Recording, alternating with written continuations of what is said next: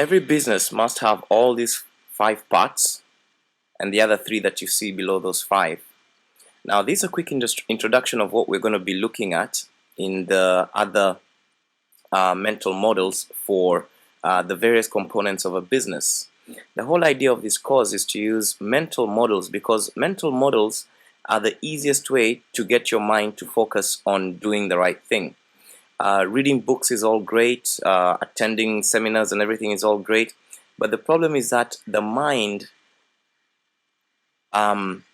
makes use of information in the form of a map or a model. It needs to form a pattern that makes sense, a model that makes sense, a model that looks like a network, because what the mind does is it looks at all the different patterns it has collected over the years, makes connections, and that's how it makes memories, that's how it makes your thoughts, that's how you decide what to do. It's just pretty much a pattern matching and pattern processing system. So what we're looking at here are the patterns, the models of a business, and then we're looking at the individual sub-models or sub-patterns, you could say, in each section of a business. And by looking at them as a pattern or as a model, the very best stuff that you'd find taught in Harvard MBA class, or you discover in real life work experience in a proper corporation, we are trimming those down and forming them into mental models. So this is the very first model, the one you're looking at here. This is the introduction model. And this is a model of a business, basically. So let's have a look. Every business must create or provide value.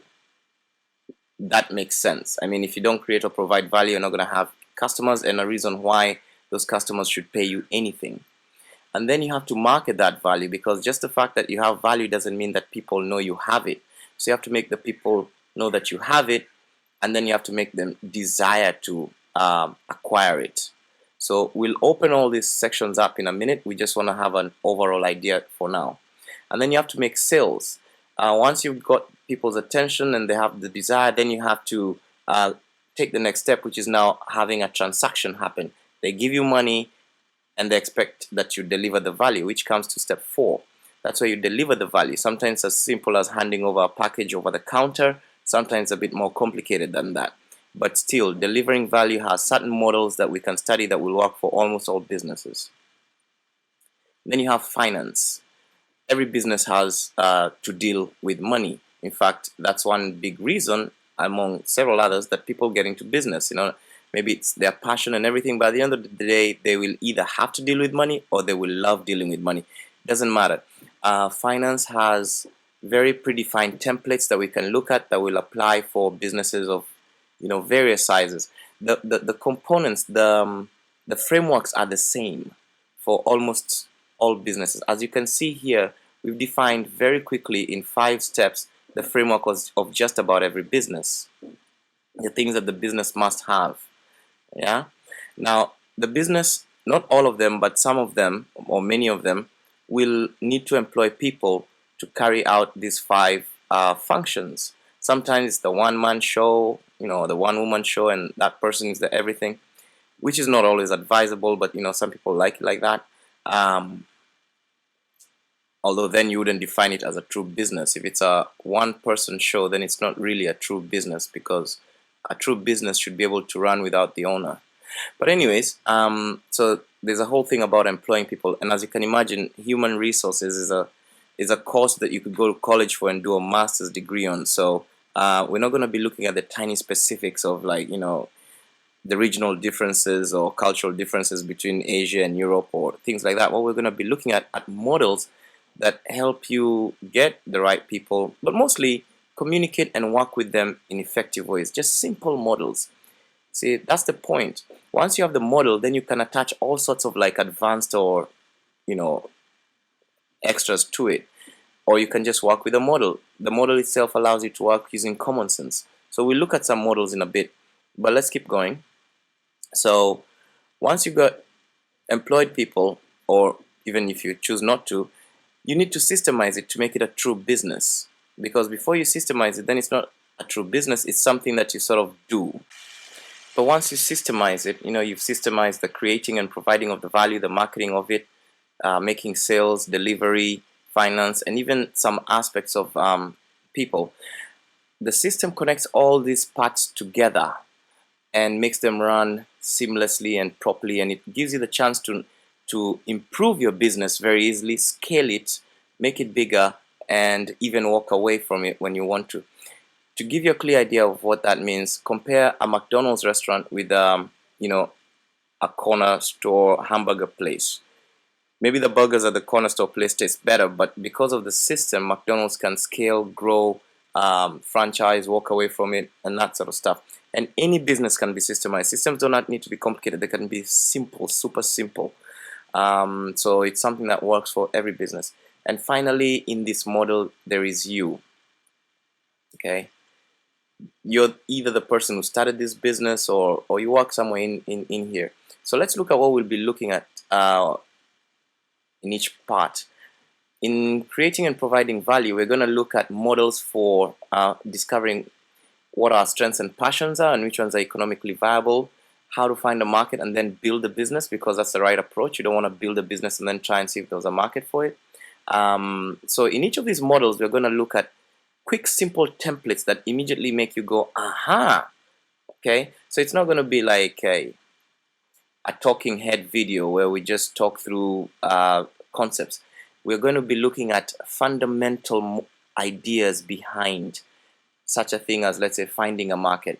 Just let's say 10 points that everyone, regardless of whatever it is that they're doing, will find useful. So we're looking at fundamental models, okay, not necessarily the tactics or the details. Okay, we're going to look at the 7 core human drives that every value must serve. We're going to look at the 11 characteristics of a good market, because that helps you decide whether you need to be in business or not in that market. Or then we're going to look at the forms of value, the way you can package your value into 12 standard forms that people have become accustomed to pay for, managing perceived value, modular approach to value, using iteration to improve, and then optimizing on the 9 economic values that you need to craft your offer into something that people really desire. And then under marketing that value, we're going to look at models for getting attention in an attention deficit economy. We're going to look at the idea of receptivity, because not everyone is receptive to your message at all the time. So how do you discover that point? Focusing on probable buyers instead of everybody. Honing your message on the end result instead of like a list of features. Going to understand what the point of market entry and exit is. For example, for diapers, the point of market entry is when the mother is a few months due. That's just a simple example. Activate desire to get people to want to purchase your offer. What are the models for that? And then we're going to look at models for helping your customer visualize how their lives would be if they accepted your offer, which is always great. It's the best way to turn sales. Marketing is sales. We're going to look at risk reversal and free trials. Then we're going to look at the idea of hooks, calls to action. Again, very simple concept. And then reputation, which is long-term, your greatest marketing tool. And then taking a stand, creating a controversy, forming a tribe. That's another overall concept that can be used at any scale. Take Apple, for example. It has taken a stand. Apple, the guys who make iPhone, and they create controversy and they have formed a tribe. It's something that can work for anything. Telling a story and building a list. Just simple models that, if you look at them over here, you'll see they'll work for just about every business.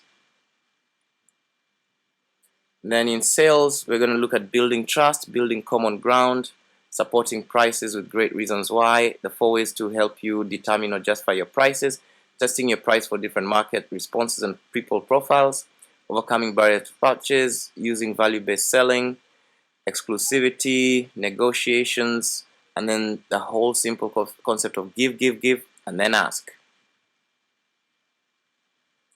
Delivery. Optimizing delivery, duplicating it, and multiplying it so that you can scale, beating expectations, and considering the value stream as a whole. This is very important.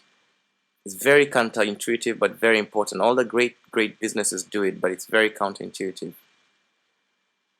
Under finance, we're going to look at keeping the 3 accounting books, the usual good old 3 books, cash flow, income statement, and balance sheet. Then we're going to look at financial ratios, the 4 ways to increase revenues, the types of costs, because understanding costs will really get you ahead. Break even, internal controls, funding, pricing, profits, profit margins, value capture, pricing power, sufficiency, and price sensitivity. These are network that affects the prices you can charge, your flexibility, and so on. It's a very powerful strategy simplified into these items because they're all related to each other. And we look at lifetime customer value and how you can use it to improve your business greatly. Something that most of us don't measure, but it's an extremely powerful number. And then compounding and leverage, great ways to grow. So now when it comes to people, we're going to look at performance-based hiring to get the best people. Again, simple models. Then communication models, so that your communication is effective. And then we're going to look at getting people to do what you want them to do. Or rather the concept of power. Again, very tiny, simple models, nothing very heavy. And then, of course, systemizing. The first step is understanding the system. Then the second is analyzing, and then improving it. Improving it or creating it. It's all the same. Then, when it comes to you, we're looking at models for finding peace and balance involving your spirituality in your business. And we're going to look at the path to wealth, because wealth is not just about actions and cash. There's other things to it, a lot of other things, but we're going to simplify them. So in doing so, we're going to look at your wealth profile, which is your path of least resistance to wealth. And then we're going to look at the 8 possible ones, because you fall into one of these 8 very, very interesting models. And once you know which one you fall to, then it's very easy to find what you need to do in life so that you can succeed, because each model has certain things that they need to do, certain paths that are unique to it. For example, I'm a creator. My path is quite different from, let's say, a trader. Alright, so that's an introduction and overview of all businesses. As you can see, the blue lines, the system connects the people to the processes. And as you can see from the orange lines, each of these green boxes leads into the next.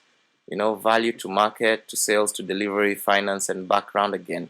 And with the system, with the people running it, and then the system kind of joining everything together, and then there's you over there.